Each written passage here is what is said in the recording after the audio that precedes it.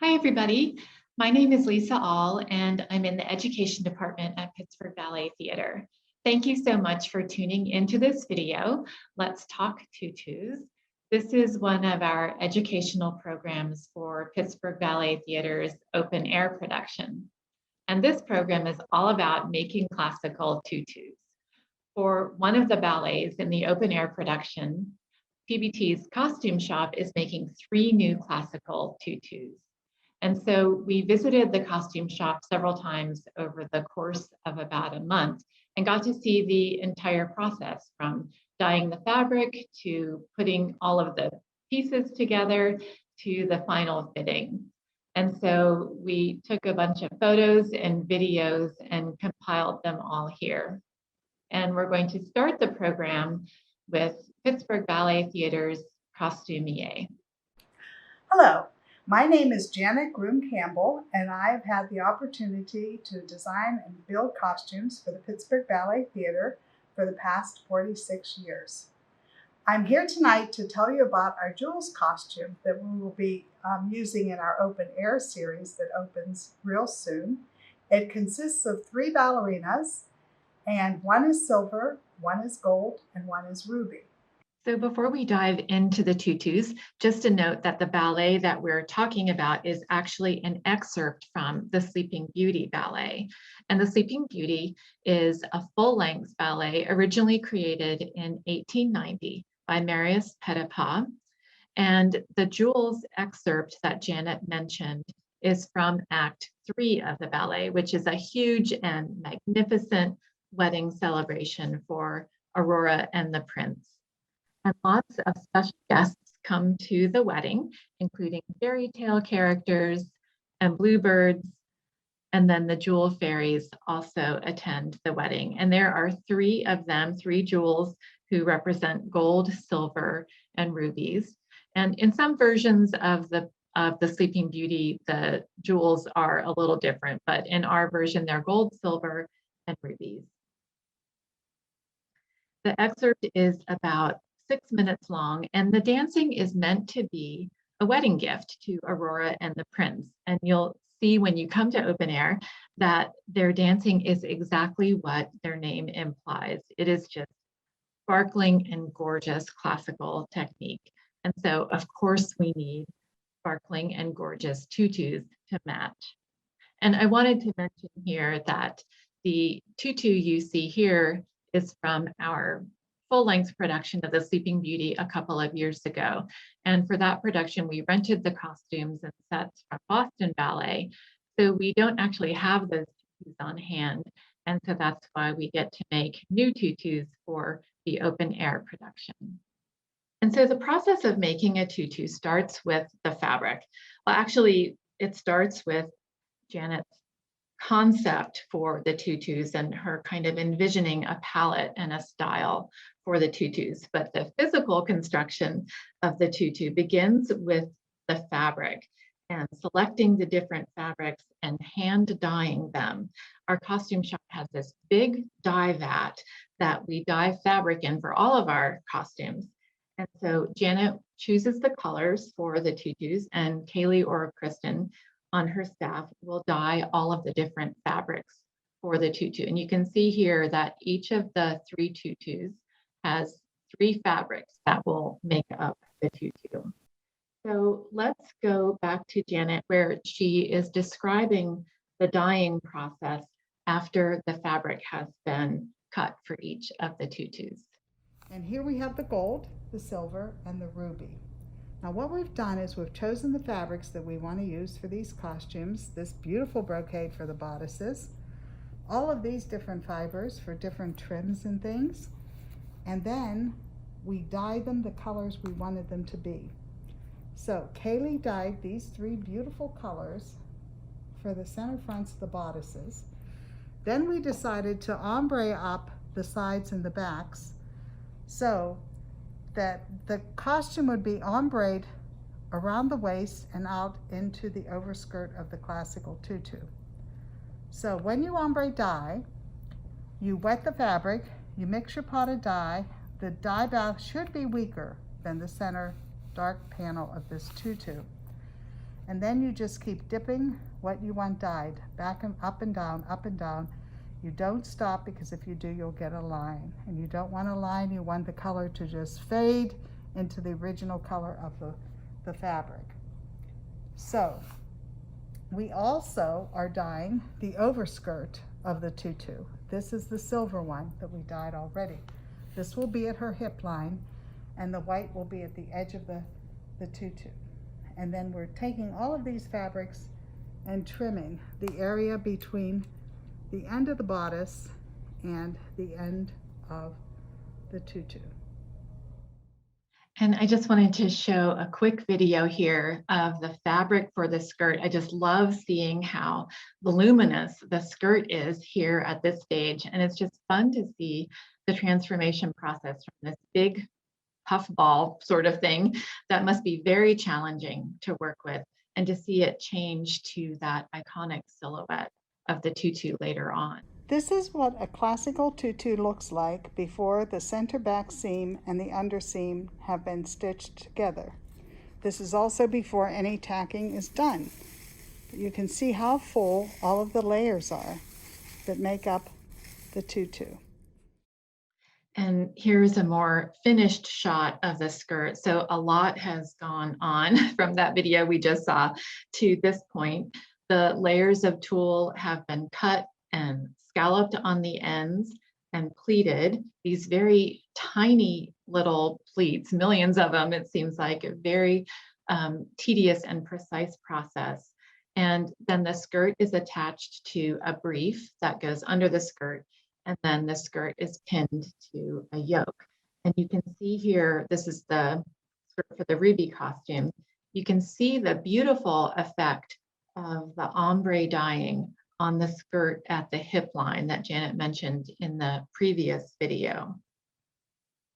And again, another shot of the skirt actually on a dancer. You can see better here just the lovely and really kind of dramatic shading that spreads out from the hip line of the skirt. And in the meantime, the bodice is also being worked on, and it's being pieced together from those pieces we saw in the earlier video. You can see here the darker placket at the center with the piping on the edges, another very precise and exacting process. And that helps to add a border and set off the lighter brocade used on the rest of the bodice. And now notice too, the ombre dyeing at the lower part of the bodice that Janet mentioned in the other video, right at the hip line. So along with the dyeing on the skirt, the bodice is ombre dyed as well. And having both pieces dyed in that way really creates a depth of color at the hip line that we saw in that earlier photo. Notice also the seams in the bodice create a really beautiful line on the dancer's torso. Some jeweling has been done by this time at this stage, so some jewels have been added. The jewels are not quite complete yet on this bodice. A few more will be added later in the process. But I just continue to be amazed at all of the detail in each tutu, even the addition of a little bit of fabric and trim at the neckline that you see here makes such a difference in the overall look of the tutu, adding a little bit of elegance even in what seems to be a very small detail. So as you can see, there are so many considerations when it comes to building a tutu, so many decisions, and we can hear about some of that thinking and creating process in this next video with Janet showing us how one of the tutus is coming along. Right here we have the silver ballerina, and we made this tutu. We ombre dyed the overskirt, so there's a little hint of gray, and then we also dyed this and ombre dyed the bodice slightly. You can see there's a slight difference in color, and I decorated it with 5 different points of our sequin cloth because these shapes reminded me of the faucets in the gemstone. So I always like to do 5. I never think 4 is quite enough. 5 seems to balance out the overskirt for what I do better, so I try to do 5. You can also notice the line of the bodice. We have a darker panel in the center, and then we ombre dyed the side panels. Because this dancer is not partnered, we have a little more leeway with things. For instance, a partner would always have his hands around the waistline of the ballerina, and since she has no partner, she doesn't have that problem. And just another shot of how gorgeous the tutu is looking at this point in the process. So next comes the fitting of the tutu on the dancers. And this is before the skirt is sewn to the bodice and before the trim is completed. Each dancer who is dancing the role, and I think there are 2 dancers for each of the jewel characters. So each dancer will have a fitting in the costume shop so that the tutu can be customized to her. And so therefore the tutu is customized to fit 2 different dancers perfectly. So here is the adjustment to the yoke for one of the dancers. And then as well, the bodice, of course, also has to be fitted. What we're seeing here is the center back line of the bodice for the placement of the hooks and eye closures for each dancer. So there will be, for this tutu, for the jewels tutus, there will be 2 rows of hooks and eyes on each tutu. And in addition, a really important part of the fitting is fitting the skirt and the bodice to the length of the dancer's torso. An exact fit in the length makes a huge difference, not only for the dancer's comfort, but also for her range of motion. So let's take a peek at just a couple seconds of a fitting with Tommy Lynn Keston, who is a soloist here at PBT. And Janet is doing kind of the final tweaks in this video to the bodice and the skirt, and also to fitting the sleeves so that they sit perfectly on her arms and don't fall down and don't encumber her movement. Tommy is one of the dancers wearing the silver ballerina costume, and she's also trying the tiara on for the first time in this video.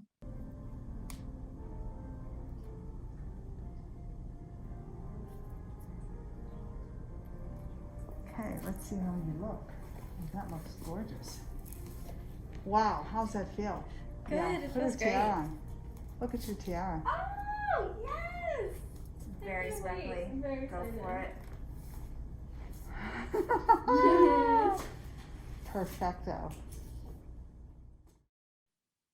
And there's a beautiful shot of Tommy at her fitting in the costume shop.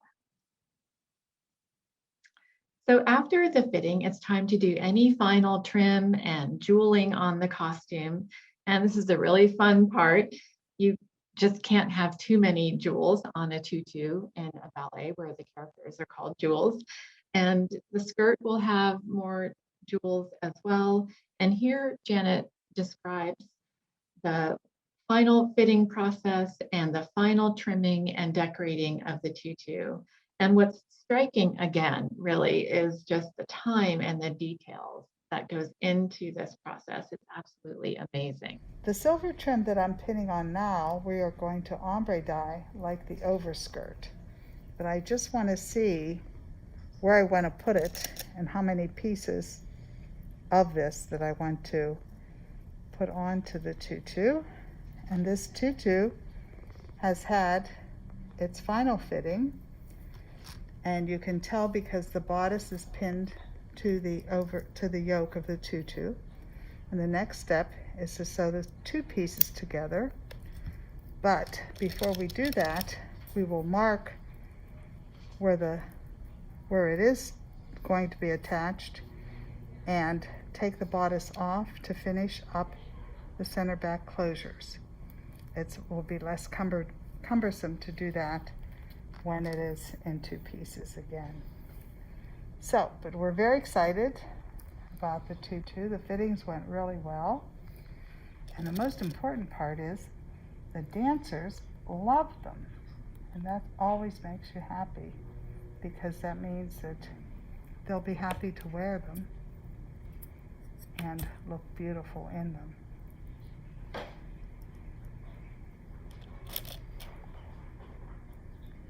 go.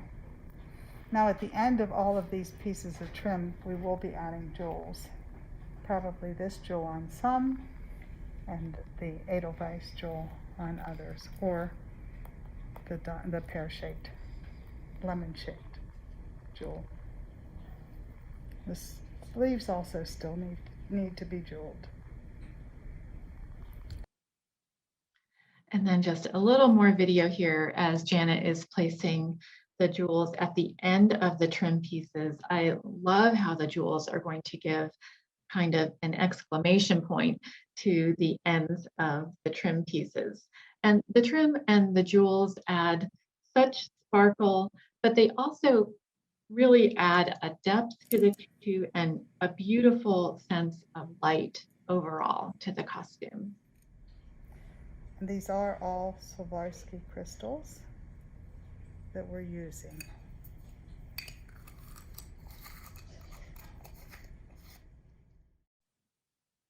And then last but not least is the tiara. And the tiara is a very important element for any classical tutu. And our tiaras are also designed and made by Janet and her staff right here in the PBT costume shop. This tiara is a little bit different because it's higher on the back of the tiara. Normally you see the highest part of the tiara right on the front, like right above the dancer's forehead. But this design that Janet created with the height in the back gives the tiara this really lovely lift and even kind of adds this feeling of energy that complements the dancer's movement. It's just a very different look for a tiara. And this is also a bigger tiara overall than we usually make. And it was interesting to me to hear that you can't always make a big tiara like this one. It doesn't work for a dancer who has a partner.